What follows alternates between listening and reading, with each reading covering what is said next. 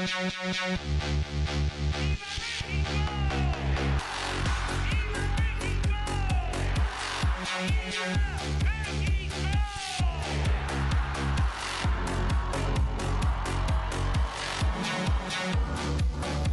cuarta transformación avanza.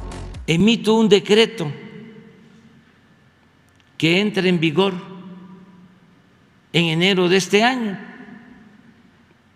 para que se turbinara y que no se mantuviesen llenas las presas o los vasos de las presas y empiezan a turbinar. Ni siquiera las 6 turbinas.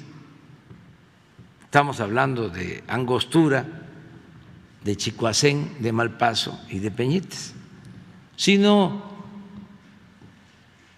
3 turbinas. Se incrementa en los primeros 6 meses, y esto lo puedo probar, la generación de energía eléctrica casi al 300%, con todos los beneficios que esto significa, porque es energía eléctrica barata. Muchas gracias, presidente. Ahora, con base en la reforma energética que usted ha venido planteando para consolidar el nacionalismo de este sector energético en el país, en particular lo que es la CFE, recientemente, señor presidente, a su vez, al comentario que usted empleó el día de ayer sobre que el PRI decidiera si irse sobre la política salinista o la política del general Lázaro Cárdenas o también del expresidente López Mateos, trasciende que un grupo de diputados puntualmente del Partido Revolucionario Institucional han mencionado que no todos en ese partido en particular son neoliberales, sino que también hay diputados, hay legisladores nacionalistas. Sin embargo, pues obviamente existen todas estas premisas que hay en San Lázaro sobre lo que marca el dirigente de bancada, etcétera. En consecuencia, señor presidente, me permitiría preguntarle cuál sería el mensaje que usted le emitiría a los legisladores para que pudieran expresar su voto abiertamente y, de igual manera, bajo la premisa de la reforma energética, también ha trascendido que existe una especie de lobbying o como que una especie de grupo que tiene pensado crear una campaña sucia y una campaña en contra de dicha reforma. También que se están preparando una serie de amparos por salvoconducto de bufetes de abogados eminencias en este tema, internacionales y nacionales. Aprovechando esto, presidente, ¿cuál sería su mensaje tanto para los diputados como para este grupo que tiene este carácter tendencioso sobre esta reforma energética? Gracias, presidente. Bueno, yo creo que es una muy buena oportunidad para la transparencia, porque antes no se informaba, la gente no se enteraba de lo que decidían arriba, de las reformas que hacían a la Constitución para beneficio de particulares, en contra del interés del pueblo, de la nación. Ahora tenemos la posibilidad de informar en estas conferencias. No es para presumir, pero son muy vistas por todos los ciudadanos, mucha gente, hasta los que no nos quieren, aunque hagan coraje, las ven. Y qué bueno, porque así tienen la otra versión, no la que les transmiten los medios de información, que en su mayoría están al servicio de los que antes se sentían dueños de México y se dedicaron a robar. a saquear y que por eso pues están inconformes. Los entiendo perfectamente. Imagínense medios de información que no pagaban impuestos o se los devolvían y que además recibían dinero para quemarle incienso al presidente, para aplaudirle al presidente. Costaban carísimos los aplausos. Entonces, no había información, muchísimas cosas se desconocían.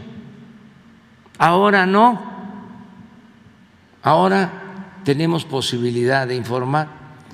Con esta reforma eléctrica, pues se va a informar lo que hicieron con la llamada reforma energética, que la gente no supo.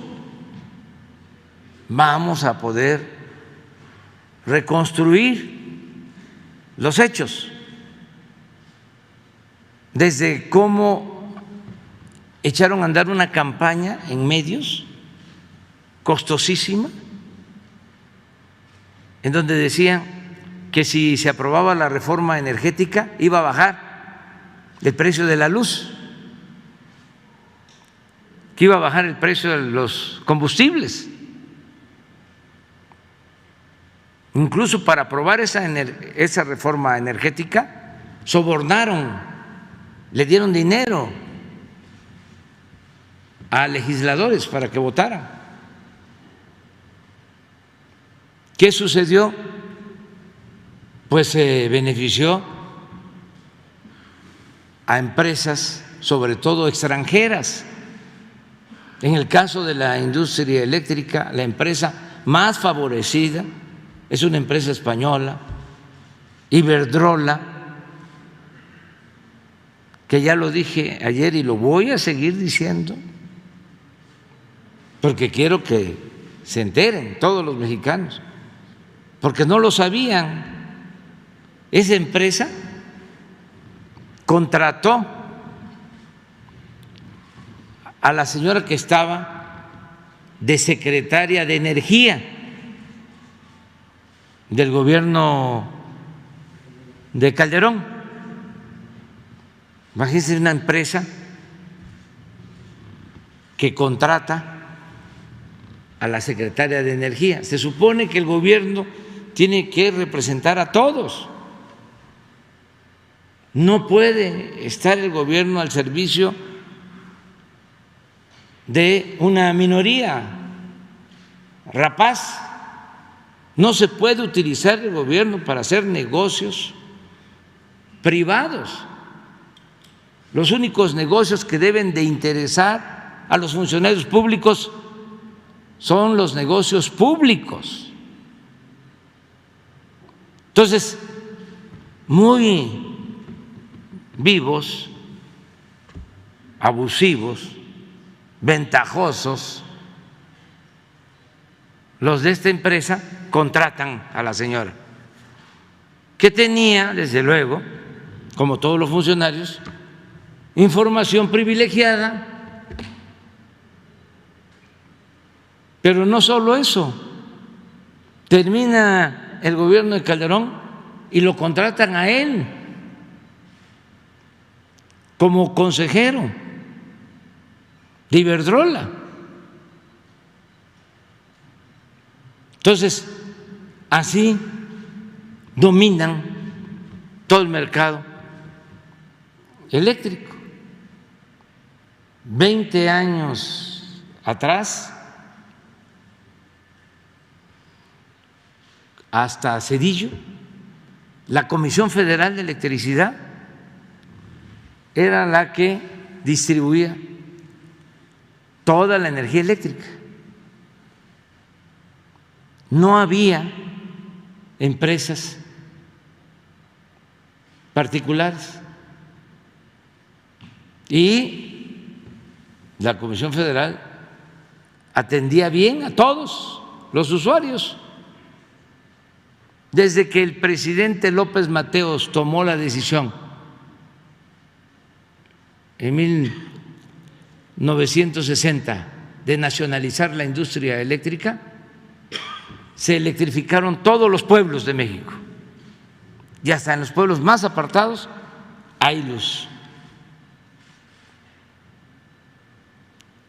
Y así estuvo desde 1960 hasta que llega Salinas y empiezan con las privatizaciones a entregar los bienes de la nación y del pueblo a particulares.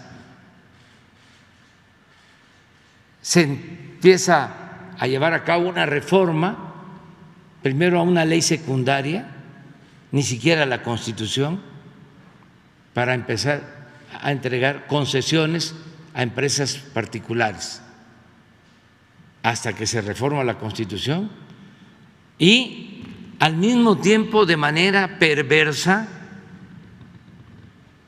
contraria al interés nacional, empiezan a dejar en el abandono las plantas de generación de la Comisión Federal de Electricidad para que se convirtieran en chatarra y el mercado lo fuese acaparando las empresas particulares, extranjeras. Y lo que querían era que fracasara, que se arruinara la Comisión Federal de Electricidad para dejar el mercado de la industria eléctrica a las empresas particulares, sobre todo extranjeras. Entonces empezaron a hacer modificaciones a la ley y a impedir que las plantas de la Comisión Federal de Electricidad generaran energía eléctrica y a que subieran a la red eléctrica primero la energía eléctrica que producían las particulares y luego las de la Comisión Federal de Electricidad. Les voy a poner un ejemplo sencillo, fácil de entender, hasta dónde habían llegado. Tabasco se inundaba, entre otras cosas, porque como no se le permitía a las presas, a las hidroeléctricas del río Grijalva, generar energía, que turbinaran, que pasara el agua para generar energía, de 6 turbinas les permitían solo operar una. Entonces, ¿qué sucedía?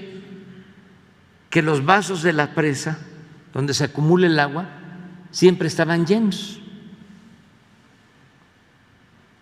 Entonces, en temporada de lluvia,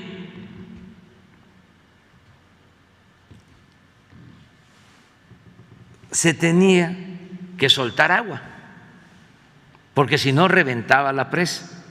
En este caso, la última presa del Grijalva, Peñitas. Y esto ocasionaba que la planicie de Tabasco terminara de inundarse. Llego a la presidencia y como ya se había inundado antes Tabasco, por eso, hace como 10 años, hago el compromiso de que ya no se iba a volver a inundar, porque íbamos a tener el control de las presas del Grijalva. ¿Y qué creen? Como sigue la misma política, aún cuando ya no es el mismo presidente,